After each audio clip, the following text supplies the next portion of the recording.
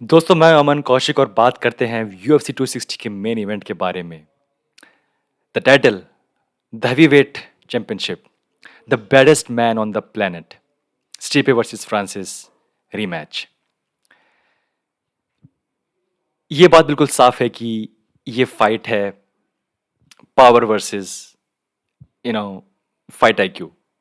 आई think क्योंकि Stipe ने जो कई बार किया है अपने फाइटिंग कैरियर में कि वो ये है कि उन्होंने फाइट के बीच में अपना पूरा गेम प्लान चेंज किया है, कई बार चेंज किया है।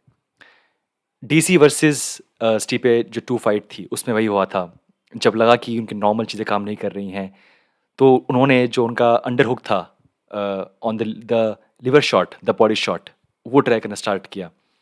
और हर बार स्टीपे सरप्राइज करते हैं लोगों को, क्योंकि एज ए हैवी वेट आपसे लोग बहुत कम करते हैं इस बात की एक्सपेक्टेशंस की आप बहुत ज़्यादा स्किल्स यूज़ करें। इट्स जस्ट पावर गेम, एक नॉकआउट पंच केओ, और वो हमने देखा है। लेकिन आई थिंक अगर बात करें एट द स्किल लेवल, तो आई थिंक केन के बाद Cain Velasquez former heavyweight champion, I think वो थे जो आए थे। वो उस टाइम पे उनके जो स्किल्स थे, how he was changing his tactics, his game plan. लेकिन यहाँ पे जो करंट चैंप है स्टीपे, उनके पास एक फिर से एक जाना पहचाना अपोनेंट है फ्रांसिस, और एक जाना पहचाना माहौल है। हमने ये फाइट पहले देखी है, तो क्या अलग है, क्या नया है?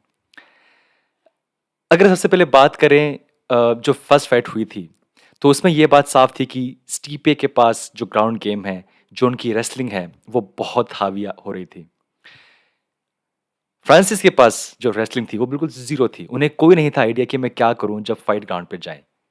और अब 3 साल बाद क्या चेंज हुआ है? क्या उनके पास इतनी नॉलेज आ गई है? क्या उन्होंने इतना टाइम स्पेंड किया है अपनी ग्राउंड स्किल्स पे कि वो रोक सकें टेक डाउन, और अगर हो जाए टेक डाउन तो डिफेंड कर सके डैमेज? अगर देखें जो हमारी जो स्टैट्स हैं वो कुछ खास ज़्यादा कहते नहीं हैं। सेम हाइट, ऑब्वियसली जो रीच है तो वो 3 इंच ज़्यादा है फॉर द फ्रांसिस नगानो। हमारे पास जो वेट एडवांटेज है वो डेफिनेटली वो होगी विद फ्रांसिस, लास्ट फाइट की तरह। तो यहाँ पे कुछ हम खास पता कर नहीं सकते बेस्ड ऑन स्टैट्स नंबर क्या है। बात सिर्फ ये है कि क्या स्टीपे फिर से सेम गेम प्लान के साथ आएंगे कि पहले राउंड में उनसे दूर रहें, बच के रहें, और जब थोड़े से वो थक जाएँ फ्रांसिस, तब वो उन पे हावी हो जाएँ। बट अगर ये बात हम सोच सकते हैं, तो डेफ़िनेटली ये बात सोच चुकी होंगी फ्रांसिस और उनकी टीम कि फर्स्ट राउंड अगर हम आगे बढ़ेंगे, ज़्यादा एनर्जी वेस्ट करेंगे, जल्दी थक जाएँगे, तो फिर से सेम कहानी होगी। तो मुझे लग रहा है कि ऐसा शायद नहीं होगा। पता नहीं क्यों? मुझे लग रहा है कि ऐसा शायद नहीं होगा, कि शायद उनकी टीम अब इतनी स्मार्ट होगी कि यू नो एनर्जी कंज़र्व करो, बिल्कुल सारी सारी बाल्टी एक साथ में पानी मत डालो, वेट करो। तो आई फ़ील कि मुझे लग रहा है कि ये फाइट थोड़ी लंबी जाएगी। लास्ट टाइम भी लंबी गई थी, बट इन द सेंस कि शायद ये फाइट थोड़ी-सी मोर कॉम्पिटिटिव होगी। शायद यहाँ पे थोड़ा-सा और डैमेज होगा दोनों ही फाइटर्स का, और एटलीस्ट जो फर्स्ट राउंड थी, जो फर्स्ट फाइट थी, वो एक तरीके से एक तरफ़ा थी। और कुछ मोमेंट छोड़ दे तो।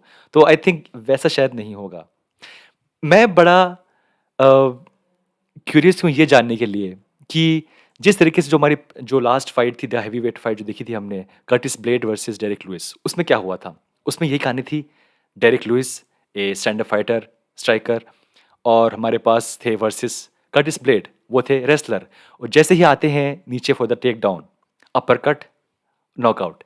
और मैंने इसे सेम पिक्चर देखी आज की, ऐसा ऐसा हो सकता है कि क्या पता जैसे ही नीचे करने की कोशिश करें टेक डाउन की, फ्रांसिस उनको कैच करें। ये पॉसिबल है कि जिस तरीके से डेरिक लुइस महीने-महीने प्लान कर रहे थे वो उस अपर कट का, कि जैसे ही नीचे आएँगे कर्टिस ब्लेड, मैं वो अपर कट करूँगा और उनको वहीं पे रोक दूँगा।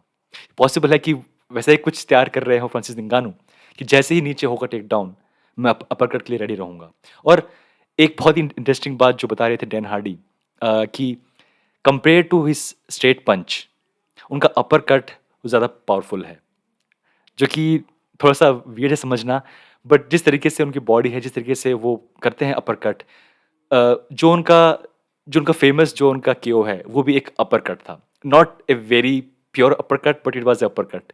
सो ये पॉसिबल है कि उनके पास इस टाइम 3 साल बाद फ्रांसिस के पास इतना इतना उनके पास नॉलेज आ गई हो कि यस मुझे कैसे अपनी एनर्जी कंज़र्व करना है और कैसे मुझे सही टाइम पे कौन-सा पंच फेंकना है। ये बहुत पॉसिबल है और मैं सरप्राइज़ नहीं रहूँगा कि इस टाइम हमें नंगा थोड़ा-सा सरप्राइज़ करें, at least in short selection. ऐसा हो सकता है कि वो बहुत ध्यान से खेलें और जो बार-बार एक वर्ड आ रहा है कि पेस, फाइट किस पेस से आगे बढ़ेगी, वो बहुत कुछ डिपेंड करेगा इस फाइट के रिज़ल्ट पे। अगर ये फाइट बहुत जल्दी आगे बढ़ती है, यानी कि ऑब्वियसली अगर जल्दी आगे बढ़ते हैं फ्रांसिस और करते हैं कोशिश उनके केओ पंच के लिए, तो डेफ़िनेटली वो पेस है, वो बढ़ जाएगा और फिर बाद में पेस धीरे हो जाएगा। एनर्जी कंज़र्व करना फ्रांसिस के लिए शायद बहुत बड़ा एक एक टास्क होगा जो कि वो करना चाहेंगे कि एनर्जी लूज़ नहीं करनी, अपने शॉट्स पिक करने हैं, टेक डाउन बचाने हैं।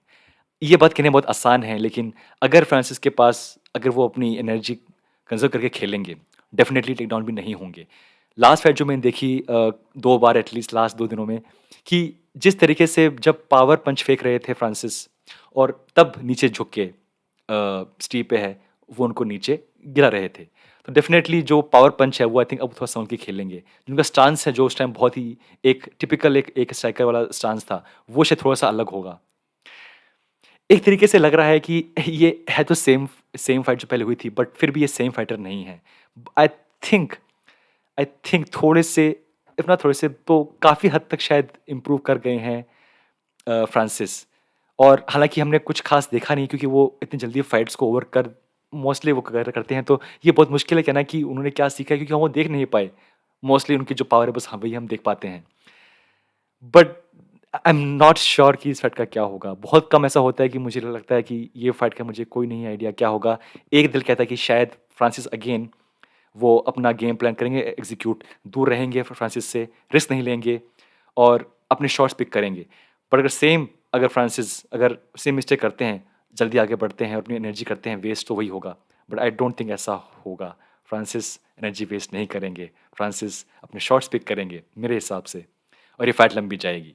और अगर ये फाइट लंबी जाती है तो डेफ़िनेटली फ़ायदा होगा फ्रांसिस को स्टिpe को। आई एम नॉट श्योर ये फाइट क्या होगा दोस्तों, मैं बहुत कन्फ्यूज़्ड हूँ। मोस्टली मुझे होता है फाइट से 1-2 दिन पहले वो होता है एक अंदाज़ा, एक वियर्ड सेंस कि ये फाइट कौन जीत पाएगा। But just like Conor versus Justin Poirier fight, मुझे कोई आइडिया नहीं है ये फाइट कौन जीत पाएगा। तो दोस्तों ये था हमारा प्रीव्यू स्टिpe वर्सेस फ्रांसिस 2 रीमैच का।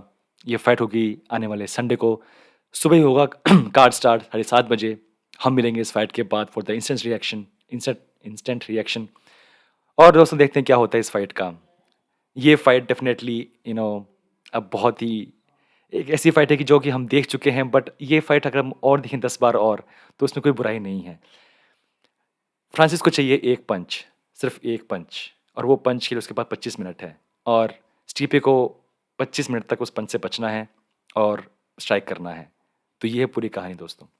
तो दोस्तों मिलते हैं नेक्स्ट वीडियो में। ये था हमारा आज का वीडियो।